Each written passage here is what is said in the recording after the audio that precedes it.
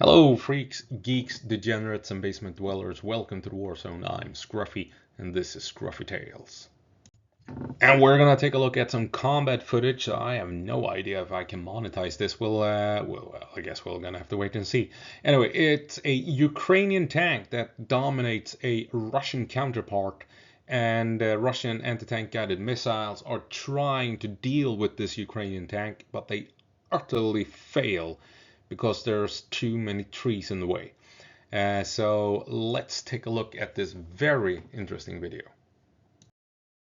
So I just found this video. I found it really interesting. It's probably several months old since there's no snow involved.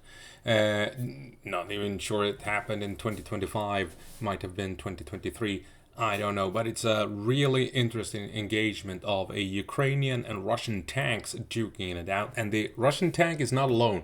He has fire support from 3 infantry positions with anti-tank guided missiles. It's a really interesting situation, and it highlights what I've been saying in so many videos when you're talking about CV90 versus Bradley and stuff.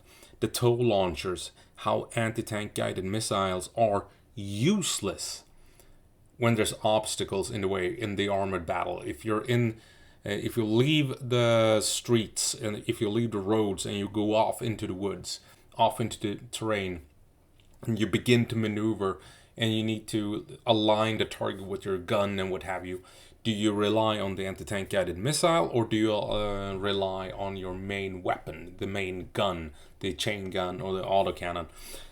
So take a look what happens here. Here you have one Ukrainian vehicle versus one Russian tank supported by 3 infantry positions with anti-tank guided missile. Take a look what happens in this engagement. Let's start the video here.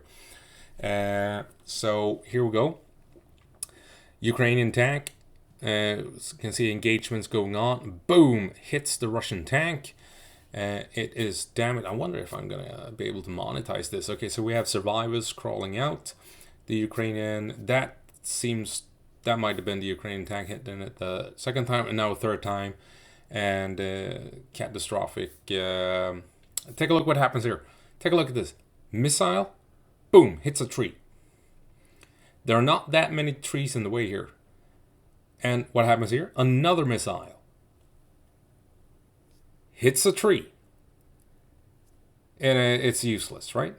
And what happens here? This missile here flies just overhead, but it hits a tree, as you can see here. You can see how dangerous, yes, missiles are extremely dangerous, but when you have a couple of trees in the way, all of a sudden, take a look at this. They're shooting across wide open fields, as they should with anti-tank guided missiles. They have 3 positions triangulated on the Ukrainian tank. The Ukrainian tank still took out the Russian vehicle and avoided being destroyed by 3 Russian positions. And that is when you have huge, wide open fields. Imagine if the fight was going on in here or over here and stuff like that between, say, a Bradley and a Russian vehicle. Is the Bradley going to switch over to the tow launcher in that fight? No, because as you could see here, trees will destroy those incoming rounds. So you're going to have to rely on your main gun, just like the Ukrainian did here, because he took out the target with the main gun. Point blank range, and that is how you often end up fighting other vehicles. Europe is 50% woodland. Sweden is 70% woodland. Finland, I don't know, that's something like 80% woods, right? So in these environments, anti-tank guided missiles, you can't rely on them. Not even here when it's wide open fields can you rely on anti-tank guided missiles. This guy should have hit. And well, if he had a Swedish RBS 56, he would have actually destroyed this Ukrainian tank. Let's take a look. So let's see if we can find here. Moving ahead a bit. Sorry for that. So here comes the missile. It flies overhead, right? Take a look.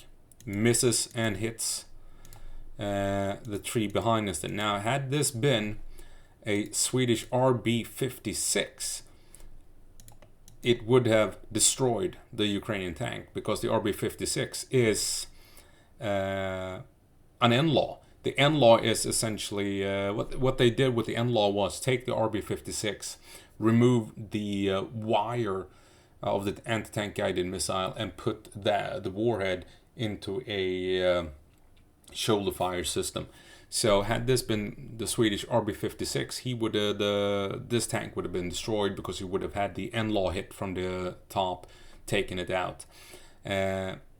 So here you can see why the RB-56 and the NLAW, that is known as RB-57 in Sweden, why they are so powerful, because you will destroy the target just by swooshing in overhead.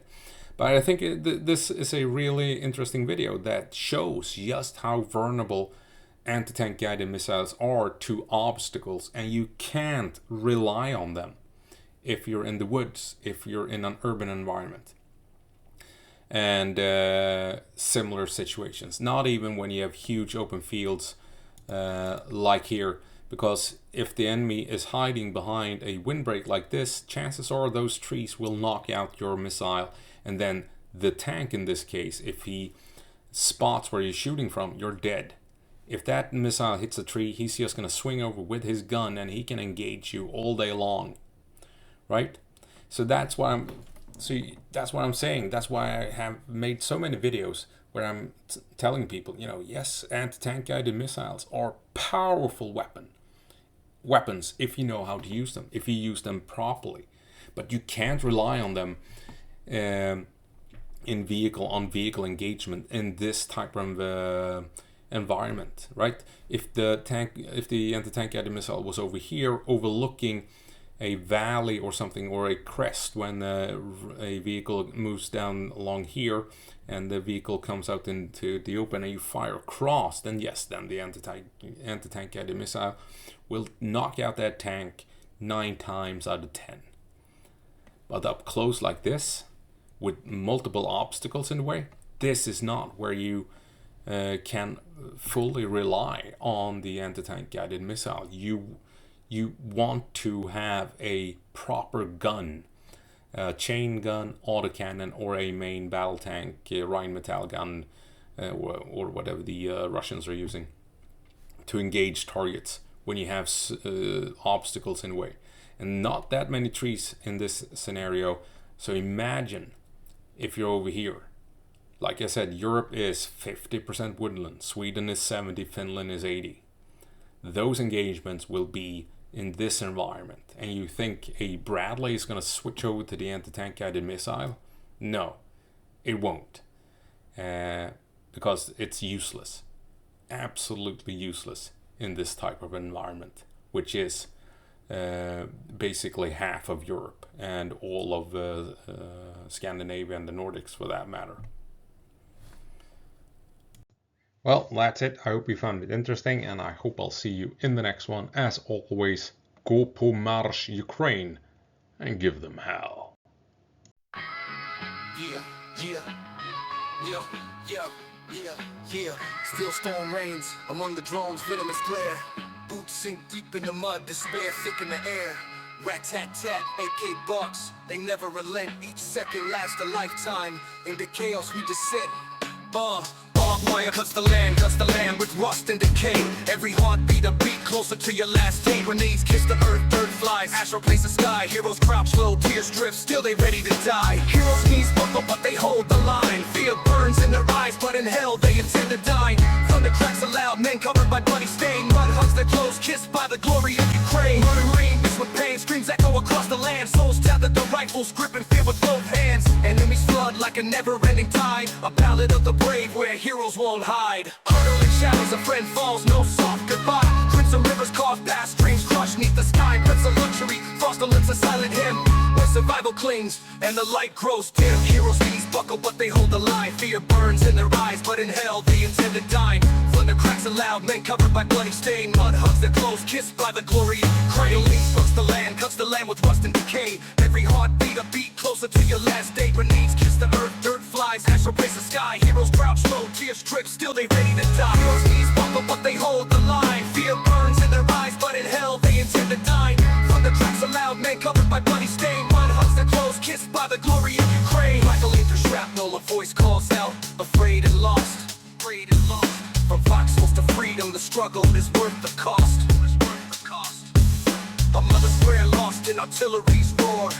Heroes crumble, tears flood their core. Heroes knees buckle, but they hold the line. Fear burns in their eyes, but in hell they intend to dine. Thunder cracks aloud, men covered by bloody stain. Blood hugs their clothes, kissed by the glory of Ukraine. Rain drowns the cries of 1,000 mourned souls. Each drop's a whisper, the earth swallows the tolls. Ash on uniforms, patches soaked in grief. Soldiers' hearts stitched with threads of belief. Shells burst, earthquakes, the devil's serenade. Enemies come crashing like an endless cascade. Smog through the mire, hearts pumping propane.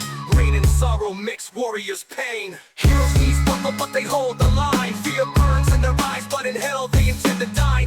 Thunder cracks aloud, men covered by bloody stain. Mud hugs their clothes, kissed by the glory of Ukraine.